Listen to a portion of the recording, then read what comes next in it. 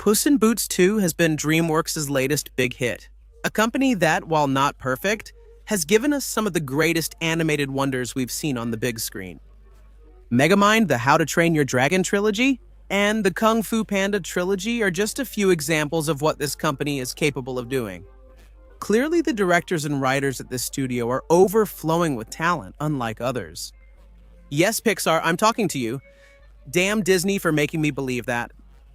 Puss in Boots 2 has been a complete work of art, full of beautiful, important, and high-quality messages, which we are going to try to break down in today's video. I'm glad works like this exist because they once again demonstrate to the mainstream and general audience that, as Guillermo del Toro rightly said, animation is not a children's genre or anything like that, but rather a medium like any other, where all kinds of topics can be addressed and it can have an optimistic audience, targeted at various ages.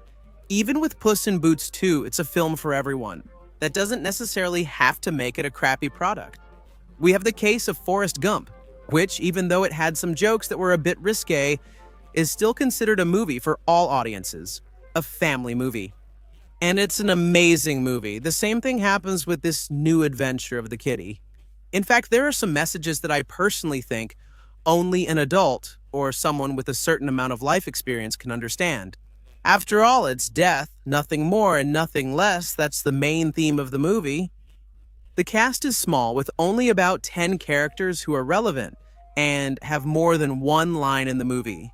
But in these cases, quality is always much better than quantity.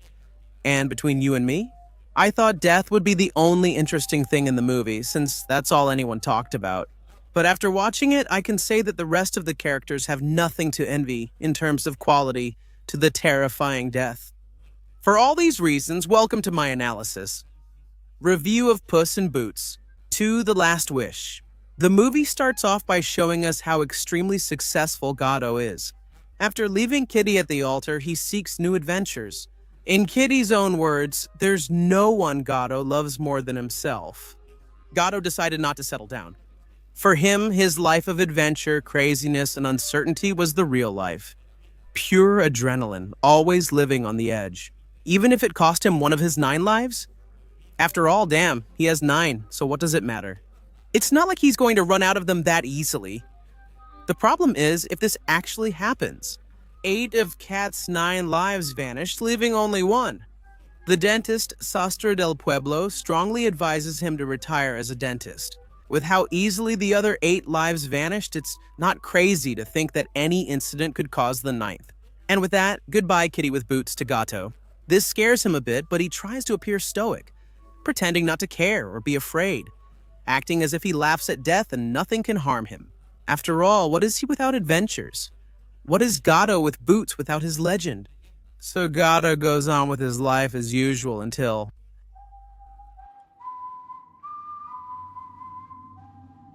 A strange and intimidating man starts a conversation with Gato. After a few words, Gato assumes that he's a bounty hunter and challenges him to a duel, claiming that he can beat him. The strange wolf, with a hint of disappointment in his eyes, says, "Everyone I meet thinks they'll be the one to defeat me, but none have ever escaped from me." It explodes. The duel begins, and Cat is thoroughly outmatched by the wolf, who intimidates him so much that, for the first time in his 9 lives, Cat is in a state of panic. He can't fight back against this guy, so he escapes however possible, leaving his rapier behind. His famous weapon and one of his most recognizable features, along with his hat and his boots. Abandoning the sword in this case symbolizes that he no longer has the will to fight. He is so afraid of final death that he is unable to defend himself. All his will and courage were left with that sword. From that point on, Gato would never be the same. After escaping the wolf, Gato recalls the old lady's house where the doctor recommended he retire. Given everything that happened, with all the terror that supposed bounty hunter had caused him, realizing that without his extra lives, he was no longer the same, he decides to completely bury the figure of Puss in Boots, symbolizing that he technically gave up in the face of death and simply stopped fighting. Here, he chooses to retire completely and live as a regular house cat, which is very depressing. This is where I ask myself, yes, he was safe there. He could have lived out his days safely, just eating, drinking, and sleeping until the end. But is that really living? What is life? Is it really worth living a miserable, empty existence just to stay alive? Just to keep breathing consciously? Are you really going to let yourself be completely carried away by the flow and feel that every single day of your life and your existence have no value, that it's disposable, and that there's nothing left to fight for or to aspire to? Just loneliness, sadness, bitterness, pain. Is that living? Trapped in that self-made prison, he met Perrito, the best character in the universe. I don't read complaints.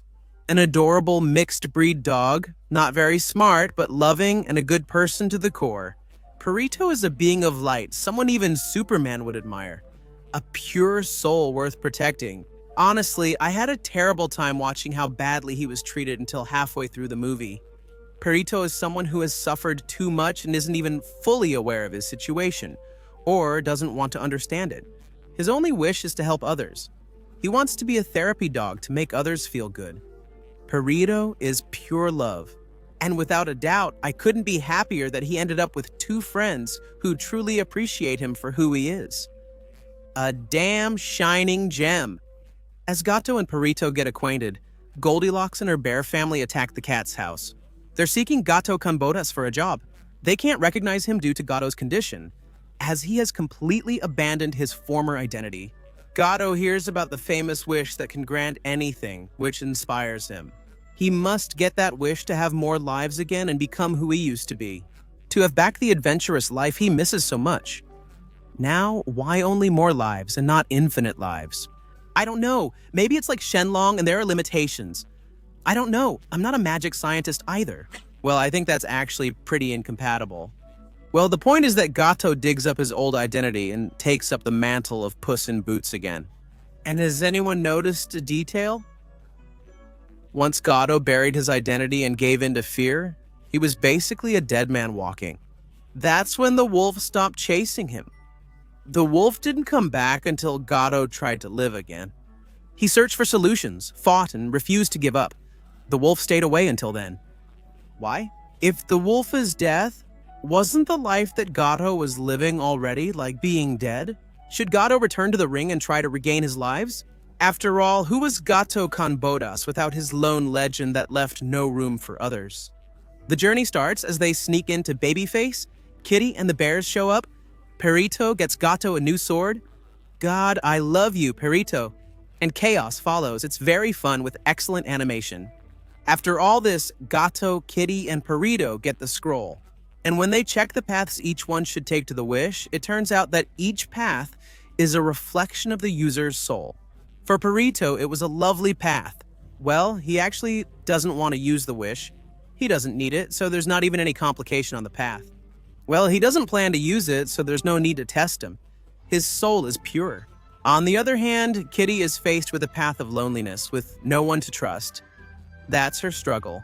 And finally, Gato, as you can imagine, is faced with a path of death and total terror.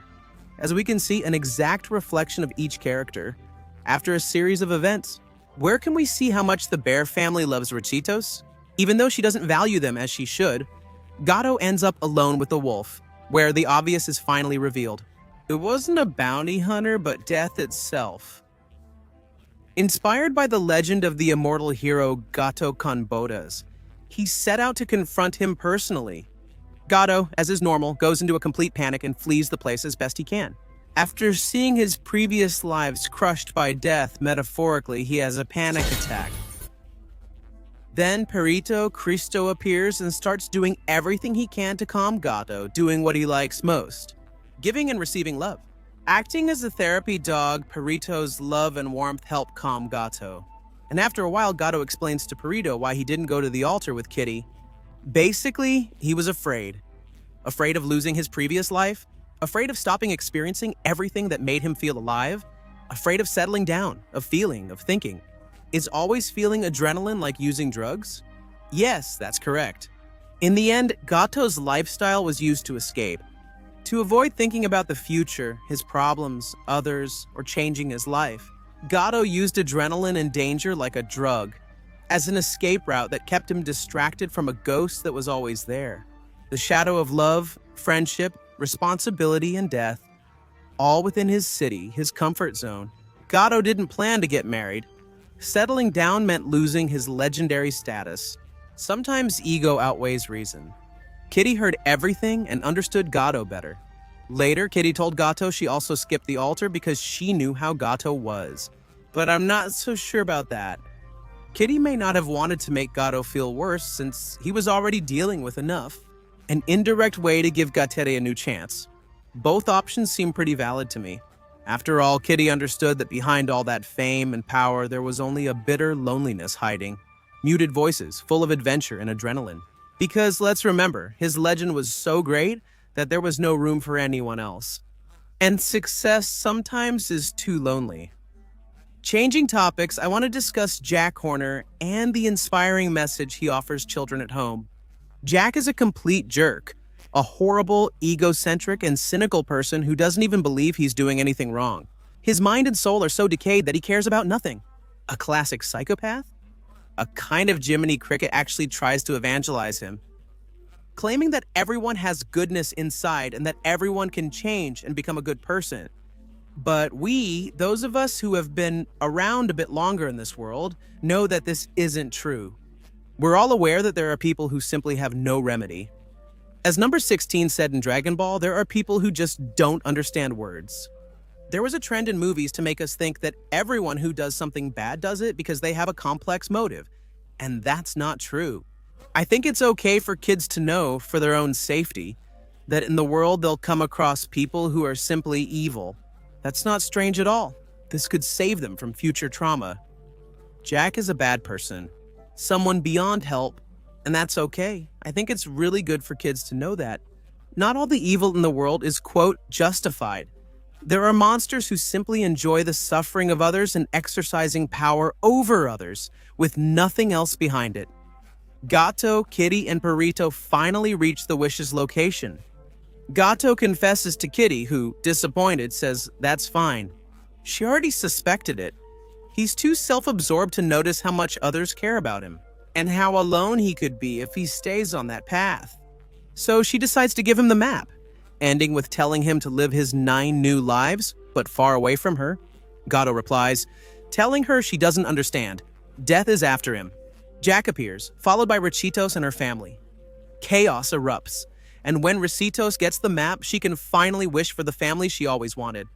She comes to her senses and saves her brother Osito from being sucked into the wishing well, realizing once and for all she didn't need another family as she already had the best one. Just like Perrito told her. You definitely hit the orphan lottery. Gato gets the map, but before he can do any funny business, they asked. He shows up, death is here, he locks himself in with Gato behind a wall of fire, there's no way out, he must face death itself, face to face.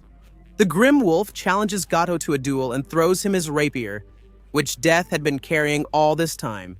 I've already explained it before when Gato gave up and Death stopped chasing him. It's not fun if it's not hard, it's not satisfying if he doesn't fight for his life. After all, Death came for a legend. That's why when Cat threw the money, Death put the coins on his eyes while looking at Cat. That symbolizes that his prize was indeed Cat. Cat is a valuable life. The life of an immortal hero, of a legend. I guess for Death it must be like a sweet candy. For Cat, as Death said, there were 2 options. Take the coward's path, get new lives and delay the inevitable without facing fear, or confront the worst head-on. Then Cat grabs his rapier and challenges Death itself. He asks him if his lives are flashing before his eyes again, to which Cat replies, no, just one. Cat was no longer afraid to die. This last life, although short, had been completely fulfilling. Seeing his life pass by, he saw it all, his true love, his dog, adventure, fear, happiness, uncertainty, laughter, exhaustion, comfort, and most of all, companionship. He was no longer alone or saw himself riding alone in the middle of nowhere. Now he had much deeper reasons to live, his loved ones. After all, a full life, filled with emotions and good feelings, will always be better than 1,000 empty, disposable, and fake lives. His change in attitude became even more important, since it was Kitty's knife that saved him from death. Once again, with affection saving him from a miserable fate, Gato manages to take one of Death's scythes, then sends it back to her and tells her to pick it up, thus returning the favor to Death, showing that there was no more fear, that even though he knew he couldn't defeat Death, he would no longer be a coward. Death, completely stunned in front of Gato, was surprised not to see what she expected. He was no longer that immortal hero of legend, not anymore. Now only Gato with boots remained. One life is enough if you've truly lived and felt everything. That's why Gato faced death without fear. He realized he already had everything. Dying wouldn't prevent him from achieving anything since it was all done. A complete and full life, the fear simply vanished. Well, we shouldn't take death lightly, nor should we fear it. We should simply respect it as the last thing all living beings will see before we depart. There isn't. Since he no longer has the challenge he was looking for, he simply decides to let him live the rest of his life normally. After all, death doesn't lie. He is inevitable. And someday in the future, Cat and Death will meet again. And then it will be final. Jack tries to cause more trouble, but Perrito expertly distracts him. The map breaks. Has he solved it already? And it's possible that Death left a beautiful lesson for Cat, that death must be respected for what it is. But Perrito taught him to feel, to trade achievements for memories, to trade adrenaline for feelings, to truly live. Perrito definitely achieved his goal as a therapy dog. I love you so much, Perrito. Finally, Gato decides to stay with his small family, made up of himself. Kitty and Perrito make Perrito's name official, since, according to him, that's what his friends call him. And with this, we reach the end. All this extreme cinema encapsulated in just an hour and 40 minutes. Total madness, if you ask me. Plus, I tried to be concise, you know?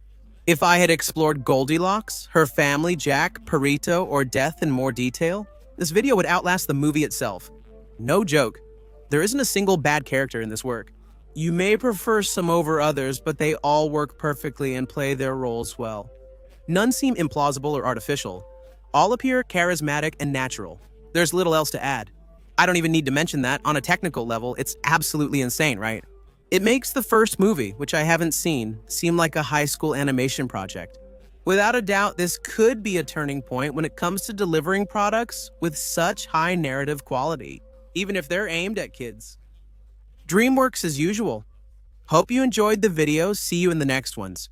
Long live team friendship.